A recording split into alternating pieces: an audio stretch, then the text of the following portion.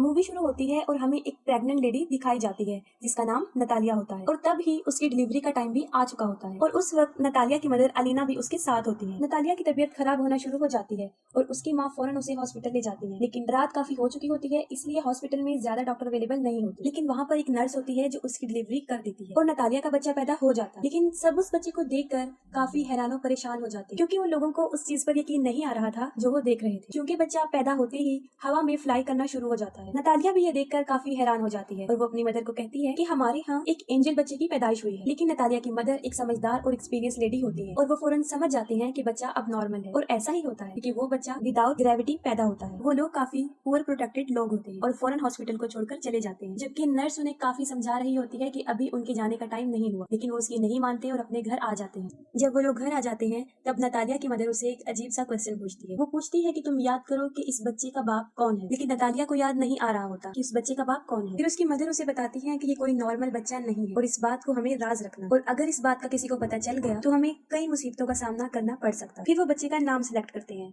तब उसका नाम ऑस्कर रखा जाता है और ऑस्कर सच में नॉर्मल बच्चा नहीं था क्योंकि उसे संभालना काफी मुश्किल था। जब वो लोग उसे अकेला छोड़ते थे तो वो छत से ही चिपक जाता था और देर तक वहीं चिपका रहता था। ये देखकर उसकी नानी उसके लिए काफी बेड्स बनाती है ताकि वो बच्चा जमीन पर ही रहे, और छत को भी वो काफी सॉफ्ट और लाइट वेट बना देते हैं ताकि बच्चे को चोट न लगे, क्योंकि उन लोगों को इस बात का भी डर था कि अगर उन्होंने इसे बाहर अकेला छोड़ दिया तो वो हवा में उड़ जाएगा और स्पेस में कहीं चला जाएगा। तभी वो लोग ऑस्कर के लिए काफी कॉन्शियस होते हैं और उसकी नानी और उसकी माँ उसका काफी ख्याल रखते हैं। फिर वक्त के साथ साथ ऑस्कर बड़ा होना शुरू हो जाता है, लेकिन वो घर पर ही रहता है क्योंकि उसकी नानी उसे बाहर जाने नहीं देती। घर रहकर वो मोस्टली टीवी पर सुपरमैन के कार्टून्स देखा करता था और वो खुद भी ये इमेजिन करता था कि वो भी एक सुपर हीरो है। फिर ऑस्कर कई दफा अपनी मदर नतालिया से ये पूछता है कि वो लोग उसे बाहर जाने क्यों नहीं देते, लेकिन वो उसकी बात को इग्नोर कर देते हैं। ऑस्कर खिड़की से बाहर कई दफा लोगों को देखता रहता था और अपने जैसे बच्चों को भी जो स्कूल जा रहे होते और हसरत भरी निगाहों से खेलते हुए बच्चों को देखता था और आजाद जिंदगी को बहुत मिस करता था। वो ये सोचता था कि वो शायद हमेशा के लिए यहाँ कैद में ही रहेगा। फिर एक दिन ऑस्कर घर की एक कैद से तंग आकर खिड़की से बाहर जाने की कोशिश करता है, लेकिन उसकी नानी उसको देख लेती है और वो काफी गुस्से में आ जाती है। ये इंसिडेंट देखने के बाद उसकी नानी सारी विंडोज को सील कर देती है और ऑस्कर को समझाती है कि वो कभी भी इस घर से बाहर नहीं जाएगा, ना उन बच्चों की तरह जो स्कूल जाते हैं, और वो घर पर ही रहकर पढ़े। ये सुनकर ऑस्कर की मदर काफी गुस्से में आ जाती है और कहती है कि कब तक हम इसको इस कैद खाने में रखेंगे, एक ना एक दिन इसने बाहर जाना है। फिर ऑस्कर की मदर उसके लिए एक जैकेट लेकर आती है जिसकी पॉकेट्स में वो 2 पत्थर रखती है ताकि वो उड़ ना सके। वो अपनी मदर की बात नहीं सुनती और ऑस्कर को बाहर ले जाती है और साथ में वो ऑस्कर को ये भी बताती है कि वो सुपरमैन की तरह अपना राज किसी को नहीं बताएगा, वरना वो भी कभी सुपरमैन नहीं बन सके। फिर एक दिन ऑस्कर अपनी मदर के साथ कुछ सामान परचेज करने चला जाता है और वहाँ पर एक बच्ची से टकरा जाता है। उस बच्ची का नाम अगाथा होता है। अगाथा का सारा सामान उसके हाथ से नीचे गिर जाता है और वो ऑस्कर पर काफी चिल्लाती है और ऑस्कर को 2 पानी की बोतल्स दे देती है कि अब तुम्हारी पनिशमेंट ये है कि तुम इसे मेरे साथ मेरे घर लेकर जाओगे। लेकिन ऑस्कर इसके लिए इनकार कर देता है, लेकिन अगाथा उसे बहुत इंसिस्ट करती है। तब ऑस्कर इसके लिए राजी हो जाता है और अपनी मदर को बगैर बताए वो उस बच्ची के साथ चला जाता है। अब ऑस्कर के हाथ में 2 भारी बॉटल्स होती हैं और उसके पॉकेट्स में पत्थर भी होते हैं, जिसकी वजह से वो काफी हैवी महसूस कर रहा होता है। वो अपनी पॉकेट से दोनों पत्थरों को निकालकर फेंक देता है। अब एगाथा के साथ उसकी फ्रेंडशिप हो जाती है। फिर एगाथा अपने घर पहुंच जाती है और वो ऑस्कर से पानी की बॉटल्स मांगती है, लेकिन ऑस्कर पानी की बॉटल देने से इनकार कर देता है क्योंकि उसे पता होता है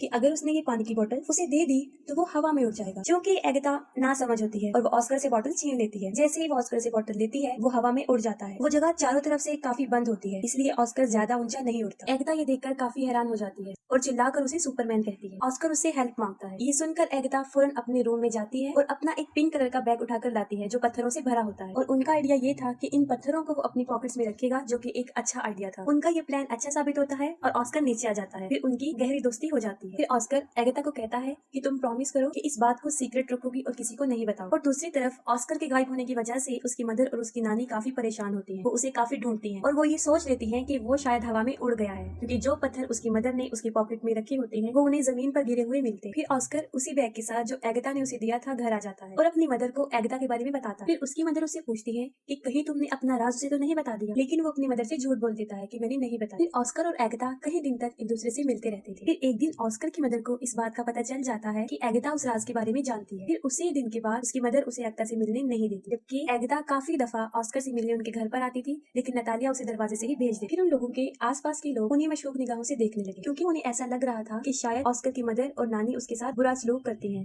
तभी वो उसे घर से ज्यादा बाहर आने नहीं देती और वो स्कूल भी नहीं जाती। फिर इस बारे में वो पुलिस को बता देती। फिर अगले दिन पुलिस उनके घर आ जाती है और उन लोगों को वार्न करती है कि वो ऑस्कर को कल से स्कूल भेजे, और मजबूरन उन लोगों को ऑस्कर को स्कूल भेजना पड़ा। फिर ऑस्कर की मदर उसके साथ स्कूल जाती है और उन्हें इस बात का भी ख्याल आ जाता है कि ऑस्कर एक नॉर्मल लाइफ नहीं जी सकती। फिर वो ऑस्कर को ले आती हैं और उनकी आंखें आंसुओं से भर जाती हैं। उसकी मदर इस सारी बात को समझ जाती है और वो घर छोड़ने का फैसला करते हैं। फिर वो अपने घर को छोड़कर बहुत दूर एक जगह पर रहना शुरू कर देते हैं। काफी साल गुजर चुके होते हैं।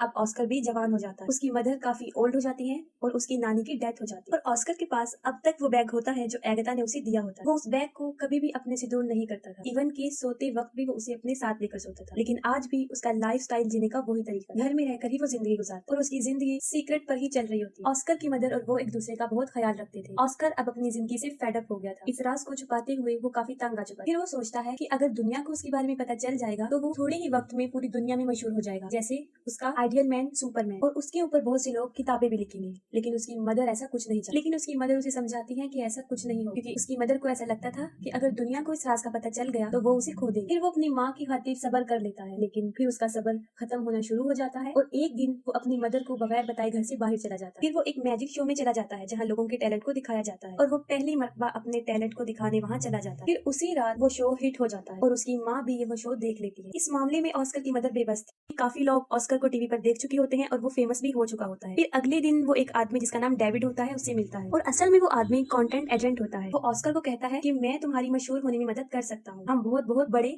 शो ऑर्गेनाइज करेंगे जिससे तुम फेमस हो जाओगे। फिर वो ऑस्कर को एक बहुत बड़ा घर दे देता है जहाँ पर वो रह सके और उससे कॉन्ट्रैक्ट पर साइन भी करवाता है, क्योंकि ऑस्कर भी मशहूर होना चाहता था। वो दोनों मिलकर बहुत बहुत बड़े शो में जाकर अपनी परफॉर्मेंस दिखाते हैं और रातों रात ऑस्कर भी एक फेमस पर्सनैलिटी बन जाता है और बाद में ऑस्कर को नाम दिया जाता है द मैन विदाउट ग्रेविटी। वो लोग अपने काम में काफी इंजॉय कर चुके होते हैं और उन्होंने काफी पैसा भी कमा लिया होता है। लेकिन फिर एक दिन ऑस्कर को इस बात का रियलाइज होता है कि जो ड्रीम उसने बचपन में देखा था सुपरमैन बनने का, वो सुपर हीरो नहीं है, बल्कि वो तो एक कठपुतली बन चुका है जिसे लोग अपने एंजॉयमेंट के लिए इस्तेमाल करते हैं। कभी तो लोग उसे फोटोशूट में बुलाते थे और कभी किसी मैजिक शो में। फिर आहिस्ता आहिस्ता उसे ये सब नापसंद होना शुरू हो जाता है। हालांकि उसके ऊपर बहुत सारी बुक्स लिखी जाती हैं, बहुत सारे मैगजीन्स छपते हैं और कुछ ऐसी डॉक्यूमेंट्रीज जिसमें उसकी नानी और उसकी मदर को काफी बुरा प्रेजेंट किया, जिसे ऑस्कर को काफी बुरा लगा। और फिर एक आखिरी शो होता है जिसमें उसे एंजल का कॉस्ट्यूम पहनाया जाता है जो उसे बहुत बुरा लगता है। वो कहता है कि मैं कोई एंजल नहीं हूँ। उसे काफी गुस्सा आता है और वो शो में ही लोगों को बुरा भला कहना शुरू कर देता है। फिर वो अपनी मदर को कहता है कि वो ये सब कुछ छोड़ने का फैसला कर चुका है। फिर वो अपने एजेंट को कहता है कि बस मेरा काम यहीं तक था, मुझे अब मशहूर नहीं हूँ और मजीद वो ये काम नहीं करेगा। उसका एजेंट उसे समझाता है कि तुम इसे ऐसे नहीं छोड़ सकते, लेकिन ऑस्कर इन सबसे तंग आ चुका होता है। वो कहता है कि तुम लोगों को जाकर ये कह दो कि द मैन विदाउट ग्रेविटी